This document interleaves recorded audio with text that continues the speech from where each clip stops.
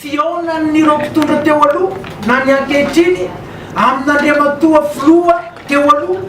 zay voatery nakisaka any Antsirana na araky ny aminay amin'ny vilazanareo gazety dia androany de efa tokony misy izany indrisy ny sasany efa lasa any nakahery nanantonany mbola misy tsy lasa any dia ankahirezinay koa osahy ifanantona aninona mora tonga de tao any Antsirana ny fanomboana ny fampihavanana ho anay AMCT zany tsy misy fotoana tsy misy daty iosora ny fihavanana fa rehefa milatsaka ao aminao ny fanahy masina ho an'izay mpino dia avy hatrany eo amin'ny eo tsy mila miandry ny poti sy rabesiny avy any an-dafy fa vitatsika malagasy avy hatrany zany am'izao oro zao fa ny hitanay avoakanareo mpanao gazety zay soranay anareo mandrakariva mamoaka ny tsitany vahoaka maso fa efa misy filoham-pirenena lasa any taloha tsy fantatro nankehitriny efa lasa any any Antsirana efa zava-dehibe azo deraina izany dia faniriana hanana ny endrika anaovany an'izay fifamangina izay koa ary tsy famangina nge le tokony atao fa efa tokony tonga lay fotoana fiaonana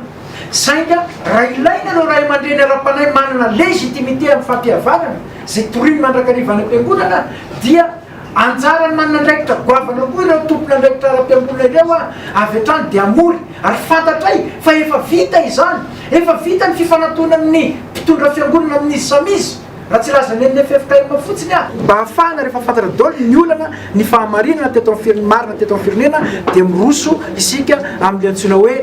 fifamelan-keloka fa raha ohatra ka tsy fantatra ny marina momba an'izany rehetra zany dia sarotra ny anaovana famelan-keloka izay ny fomba fijerinay AMCT enseignement pour le congrès des États amin'ny zava-misy eto amin'ny firenena ankehitriny mampirisika izay zany ary manana andraikitra goavana amin'izany ny filoham-pirenena eo atoerana Andriamatoa Rajoanary mampianana filoham-pirenena amin'izany fanokafana ny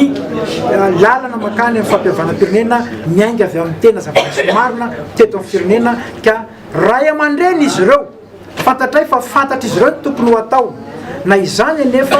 dia ilaina ny fifankahirezana mahatonga anay mitondra famporisina sy fanohanana izy ireo hiditra amin'izay lalana zay tsy azo idivirana intsony amin'izao fotoana mahaeto atoerana ny voakasiky ny fampihavana rehetra eto Madagasikara izao manamora no heverinay facilitateur amin'izay fampihavanam-pirenena zay dia ny fitondrana satria any amin'ny any no misy an'ilay hoe force exécutoire an'izay rehetra résolution na